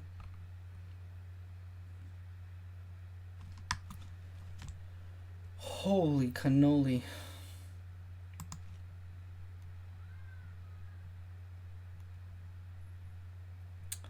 .8newsnow.com. Crime scene photos reveal more about Las Vegas triple homicide. Let's see if this reveal more. I guess this is part of this. Wow. Crazy. About the gruesome crime scene photos obtained by our E! News Now investigators reveal more about the gruesome scene of a triple homicide. Vanessa Murphy first uncovered how problems with non-emergency line 311 may have contributed to the tragedy 3 weeks ago. Well, now Vanessa has more from court about evidence at the center of the case. Police say Spencer McDonald told them he put his victims out of their misery and described the killings as an honorable deed without justifying why. Now, this is just some of the testimony the grand jury here heard before making the decision to indict McDonald on 3 counts of murder and 1 count of attempted murder. Who's coming, ma'am? An employee at the Rancho de Mirage Apartments calls 911 after Spencer McDonald leaves apartment 2005 and a bloody crime scene with 3 bodies of his grandmother, a man who lived with them, and an apartment maintenance worker. Witnesses describe McDonald walking outside with this weapon. He's carrying like a big pipe, and he's threatening people. Sorry. Okay. So I don't know if he's off medication or what. Do we think he might be paranoid or hallucinating or something like that? Hey, your guess would be better than mine, ma'am, to be honest with you. Okay. But I know he's disturbed, I can tell you that. Shortly after, McDonald is... Hold on. Let me see if I can find the video on the video section of YouTube. That way, it'll be a little bit easier to watch it, because having it like right on top of me, you can't really see anything. Yes. Crime scene photos obtained by our E! News Now investigators reveal more about the gruesome scene of a triple homicide. Vanessa Murphy first uncovered how problems with non-emergency line 311 may have contributed to the tragedy 3 weeks ago. Well, now Vanessa has more from court about evidence at the center of the case. Police say Spencer McDonald told them he put his victims out of their misery and described the killings as an honorable deed without justifying why. Now, this is just some of the testimony the grand jury here heard before making the decision to indict McDonald on 3 counts of murder and 1 count of attempted murder. Who's coming, ma'am? An employee at the Rancho de Mirage Apartments calls 911 after Spencer McDonald leaves apartment 2005 and a bloody crime scene with 3 bodies of his grandmother, a man who lived with them, and an apartment maintenance worker. Witnesses describe McDonald walking outside with this weapon. He's carrying like a big pipe, and he's threatening people. Okay. So I don't know if he's off medication or what. Do we think he might be paranoid or hallucinating or something like that? Hey, your guess would be better than mine, ma'am, to be honest with you. Okay. But I know he's disturbed, I can tell you that. Shortly after, McDonald is taken into custody. Detectives say he describes walking into his 80-year-old grandmother Dina Vale's bedroom during early morning hours and attacking her with a cosplay sword and a large kitchen knife. Then waiting for 43-year-old Andrew Graydon to return home, attacking and killing him. His plan, according to detectives, to chop up the bodies with an axe and put them in the garbage disposal, but he says he realized it was more work than he expected. Instead, he told detectives he went about his weekend grabbing coffee and going to the gym. Then a friend couldn't reach Vale and tried reaching out to police for a welfare check. Knocked on her apartment. So is she missing, or do you need a welfare check on her? I'm thinking a welfare check, because I don't know if she's missing. Yeah, we just on our non-emergency line. I can put you over. Hold on one moment, okay? Yeah, but I was on hold for There is a over hold there. Yeah, it's a 20-minute hold right now. Don't hang up, and someone will assist you, okay? One moment. Okay. After that challenge getting through on 311 due to low staffing, 45-year-old Chris Brassard and his coworker go inside the apartment. Police say McDonald kills Brassard and injures the other. My supervisor went inside and he got injured. He got blood all over his. McDonald is currently being held across the street here in downtown Las Vegas at the Clark County Detention Center. We requested an interview with him, but he declined. Vanessa Murphy, 8 News Now.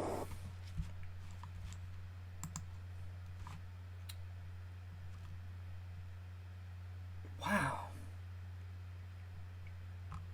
That is crazy.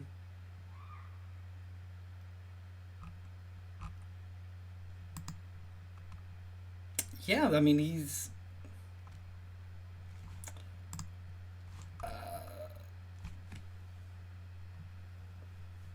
yeah, full-blown serial killer. I mean, if left Wow, if they wouldn't have caught him, he would have like probably gone on some kind of like killing spree or something like that. Like, dude, I mean, holy shit. He looks, yikes. Okay, you shouldn't like judge people by their looks, but he's already arrested, so I mean, we can judge him a little bit. We already know what he did. Just a hideous crime, like holy shit. But yeah, definitely this dude looks like he's missing a couple of screws in his head. Damn, that is crazy. 3 people lived with their bodies for 2 days, was going about his life, went to the gym and stuff. Unbelievable.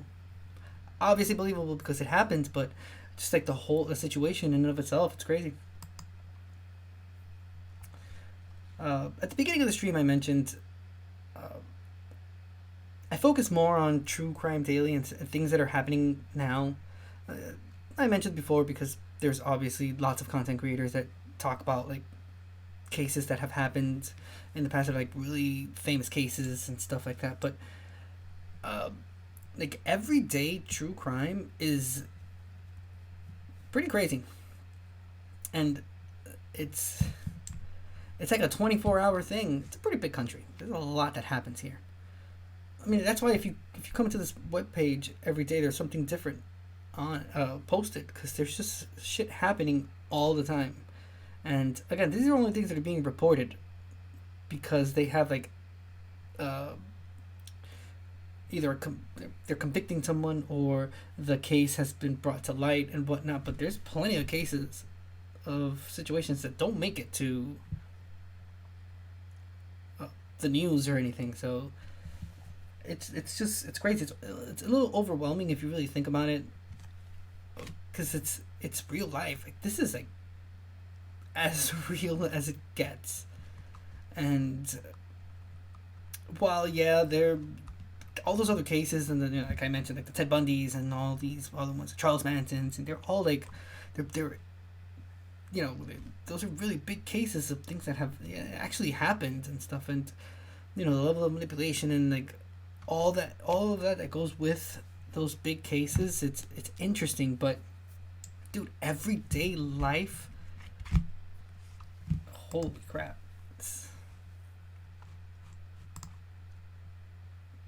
It's even more scary.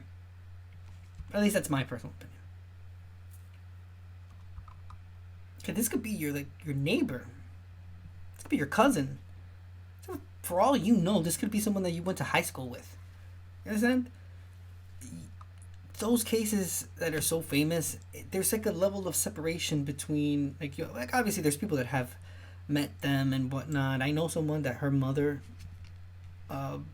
was going to be set up on a date with Ted Bundy, but she lived in Florida and shit. But it ended up not happening, and years later she saw him on the news, and she's like, shit, that could have been me.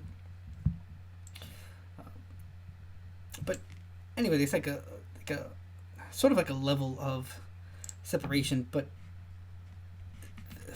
this specific website and all of these things that happen on a daily basis and that you see on the news, I don't know, it's in my opinion, like I said, it's a lot scarier because it could happen to anyone, and it could be happening and you don't even notice. It could be happening right around you. Dude, you could have someone with a dark past as a neighbor and you wouldn't even fucking know about it. The hell do you know? Scary, bro. I don't know, man. Especially seeing all these cases and whatnot, and what human beings are capable of doing to other people. Crazy. Very crazy. Okay. Let's move on to the next case. We're going to New Jersey. TrueCrimeDaily.com. It says a New Jersey man sentenced for beating, killing woman he claimed stole cocaine from him. Posted July 7th. July 25th, 2020. I'm going to start over again. We're heading over to New Jersey. It's a True Crime Daily. Reads a New Jersey man sentenced for beating, killing woman he claimed stole cocaine from him. Posted July 25th, 2023. We're going to Freehold, New Jersey. It says a 28-year-old man has been sentenced to serve a maximum of 30 years in prison following a retrial for charges relating to the strangulation death of a 40-year-old woman in 2015. The Monmouth County District Attorney's Office said in a statement Tuesday, July 25th, that Christopher Aparicio Reyes will be required to serve at least 85% of that sentence, which equates to 25 and a half years in prison. Aparicio Reyes was sentenced to life in prison in 2018 following his trial for the death of Jennifer Pisuto when a jury convicted him of first-degree murder. An appeals court, however, overturned the conviction in August 2021 and ordered another trial. Aparicio Reyes pleaded guilty to aggravated manslaughter in May 2023. On December 13th, 2015, Long Branch Police Department officers went to a residence on the 100 block of Rockwell Avenue and found Pisuto deceased in an upstairs bedroom with multiple injuries. Officials pronounced her dead at the scene. According to Monmouth County Prosecutor's Office, Aparicio Reyes alleged Pisuto stole from him. He was reportedly drinking and on cocaine the night of the incident and beat Pisuto in the face and head. She suffered lacerations on her lips and tongue, and several teeth were knocked out. He reportedly hit Pisuto while she was standing and when she fell to the ground. NJ.com reports Aparicio Reyes claimed Pisuto took cocaine and $50 from him. The prosecutor's office said Aparicio Reyes killed Pisuto by squeezing her neck until she lost consciousness and eventually died with his arms still wrapped around her neck. At his first trial, Aparicio Reyes reportedly conceded he killed Pisuto, albeit not purposely, but said he did it because he thought she stole from him. After the killing, Aparicio Reyes attempted to hide Pisuto's body in another room, then left and hid at a friend's house. He was found the next morning.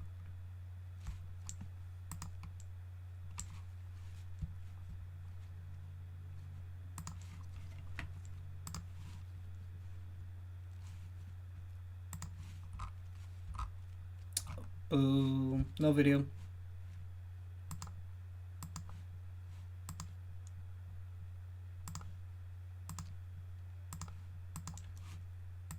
I don't know, man. That's not a reason to commit a murder. It's crazy. Holy shit. Alright.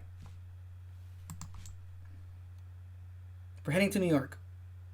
TrueCrimeDaily.com. It says a New York man pleads guilty to killing father of 3 in pool hall, shooting and fleeing to Florida for years. Published July 25th, 2023. And this is in Suffolk County, New York. A 41-year-old man pleaded guilty this week to fatally shooting a 27-year-old father of 3 during an argument in a pool hall in 2018. The Suffolk County District Attorney's Office announced July 24th that Alejandro Vargas Diaz of Port Jefferson pleaded guilty to second-degree murder and criminal possession of a weapon in connection with Albert Luis Rodriguez Lopez's death. On July 22nd, 2018, Vargas Diaz and Rodriguez Lopez reportedly got into an argument at a Port Jefferson pool hall when the victim punched Vargas Diaz in the face, knocking him to the ground. The district attorney's office said Vargas Diaz then ambushed Rodriguez Lopez in the establishment before shooting him in the back, neck, and shoulder. Rodriguez Lopez died from his injuries at the pool hall. According to the district attorney's office, Vargas Diaz fled the state, and Suffolk County Police later found the 9mm pistol he used on the Setauket Port Jefferson Greenway Trail hidden in a tree. In a news release, the Flagler County Sheriff's Office announced June 18, 2021, that deputies located and arrested Vargas Diaz in Florida with the help of the U.S. Marshals Task Force. He was charged with carrying a concealed firearm and possession of a fictitious identification card in Flagler County and booked into the Perry Hall detention facility. Several months later, in November 2021, the district attorney's office said Vargas Diaz was extradited to Suffolk County for his arraignment He is scheduled to be sentenced on September 13 and faces 23 years to life in prison. Suffolk County District Attorney Raymond Tierney said in a statement, "For 5 years, the relatives and loved ones of Mr. Rodriguez Lopez have waited for justice for this senseless murder. Today, with his admission of guilt, justice has been served."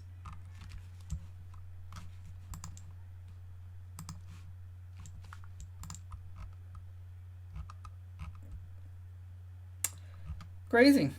That brings us to the end of the True Crime Daily section. That was pretty awesome. Damn, that was... telling you, sometimes, dude, reading through these cases and watching the videos, it's harsh. It's real life. Shit is happening, like, right now. Some of the cases that happened, that we read about, happened last week. Insanity. Alright.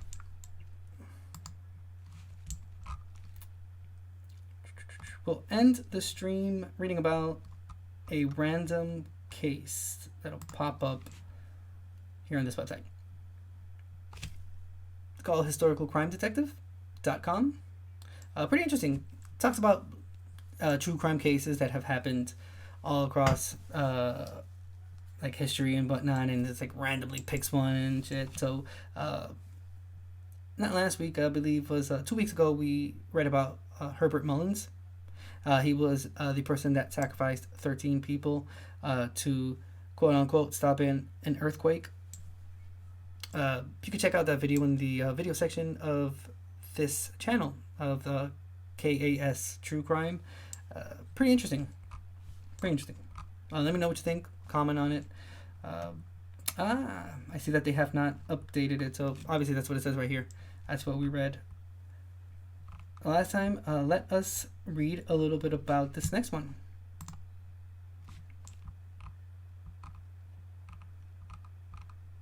All right. historicalcrimedetective.com. The Acid Doctor, the most horrendous murder in American history, 1962. Okay, we have a picture here, and it says on the left, Hungarian-born Dr. Gisa de Kaplany during his trial in January 1963. One of the most painful and horrific murders in American history was committed by Hungarian-born Dr. Gisa de Kaplany, whose jealousy and insecurities led him to torture his young wife to death by pouring acid on her as she was bound to the bed in their San Jose, California home on August 27th, 1962. Beautiful Hashna de Kaplany, a 25-year-old model, did not die right away. Police were alerted to the home when neighbors complained of loud music and wailing of someone in pain. When the ambulance attendants arrived, their hands were burned when they tried to handle the body. Hashna, unfortunately, lived for 33 more days in a hospital where her mother prayed for her death, and the attending nurses were barely able to look upon the damage de Kaplany had caused. One observer wrote, veteran crime writer Carl Sifakis, that it was the most horrendous single murder in American history. During his trial, de Kaplany pleaded not guilty, and not guilty by reason of insanity. His attorney argued he was driven to insanity because of frustration over his own impotence and an unfounded rumor that his wife was having an affair. During the trial, he claimed he never meant to kill her, but only wanted to destroy her beauty. The jury found him guilty, and when they considered his punishment, they were assured that if they sentenced him to life in prison, he would be classified as special interest prisoner and would never be released. But this turned out to not be true, and the country was surprised to discover that Dr. de Kaplany was quietly paroled in 1975. Forced to defend their actions to an angry public, the California Adult Authority, which is a state parole board, reported that a missionary hospital in Taiwan desperately needed a cardiologist with Dr. de Kaplany's skills. Prior to coming to the United States, de Kaplany worked in Hungary as a heart specialist. When he came to America, he was forced to repeat his medical education and chose to specialize in anesthesiology. His parole was contingent on leaving the United States and that he serve in the missionary hospital, which he did, but only for a few years. In 1980, Dr. Decaplani was fired from a Munich hospital he was working at when a magazine article recounting his crimes was made known to administrators. In 2002, reporters for the San Jose Mercury News tracked Decaplani down to a home in Bad Schwischenau, Germany, where he lived with his second wife, whom he met in Taiwan. When the reporter interviewed Decaplani, the doctor claimed he had suffered enough for his crime. "I have done one mistake in my life," Decaplani stated. "I paid enough for it." He then begged the reporter not to publish his story. "It would ruin my life," he said, before adding, "I was insane." As it turned out, Decaplani had found the Taiwan missionary himself by reading news accounts, then told the parole board, "I will devote the rest of my life, however long or short it may be, to serving the poor in underdeveloped countries whose pain and suffering I would alleviate." That pledge only lasted 4 years, and in 1979, Decaplani jumped bail and flew to Germany, where he found work using his Hungarian credentials. As the Mercury reporters revealed in their 2002 article, Decaplani's parole was a fiasco from beginning to end. The wife killer had secured the support of several Catholic priests and one archbishop who lobbied the parole board, in secret, on the doctor's behalf. 2 years before he was tracked down, Decaplani became a German citizen in 2000, which placed him permanently out of the reach of California authorities, who could have returned him to prison for violating his parole. The hypocritical audacity of Decaplani continued in that interview when he insisted on being called Dr. Gisa Decaplani, because he had both medical and philosophical doctorate degrees.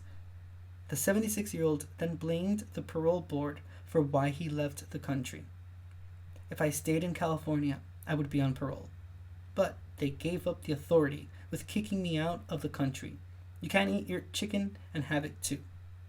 It is unclear if Dr. Decaplani is still alive or not. If so, he would be 88 years old as of 2015. Yeah, he's probably long gone. Wow. Crazy. He tricked the system into, and I mean the system like in general, not like the U.S. system, because he was obviously being looked for here in California. They wanted to convict him for the crime that he committed against his wife, which is pretty horrible. But it's just the mere fact that he got away with it. Not only did he get away with it, but openly admitted to doing it later on in an interview, years later. He remarried, left prison, quote unquote, with the intentions to help the poor and undeveloped.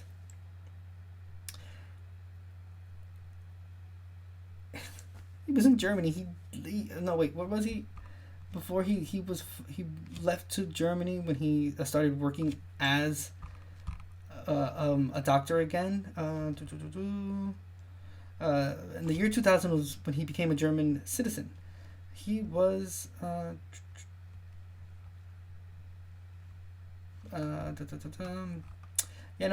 he was tracked down in a home in Germany where he lived with his second wife, whom he met in Taiwan. Yeah. So he fled to Taiwan with that excuse. Jumped bail. Served no time after that point when he was sent to Taiwan. Became a German citizen. And just lived his life there with his second wife. That's it. No... it's just like nothing in between. He actually got away with it. See if we can find like a short video or something about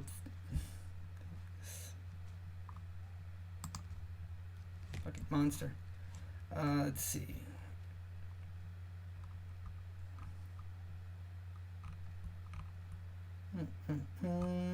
They're all pretty long videos.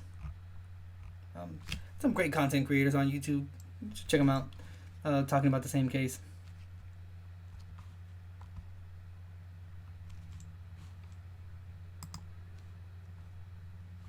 And I think that this person took this information from this website here. It's like one of the videos that I just saw. But nonetheless, I guess we can leave it at that. I don't see anything else that relates to the case that's not an actual content creator that's talking about it. So, yeah, I think that should be it. Does not have like a video section? That sucks. Let's see, these are photographs from CRIA Images. Wow, look at that. Holy shit, you can tell that that's been down for quite some time now. Oh, dang, I closed the webpage, but nonetheless, we'll leave it there. That was pretty interesting.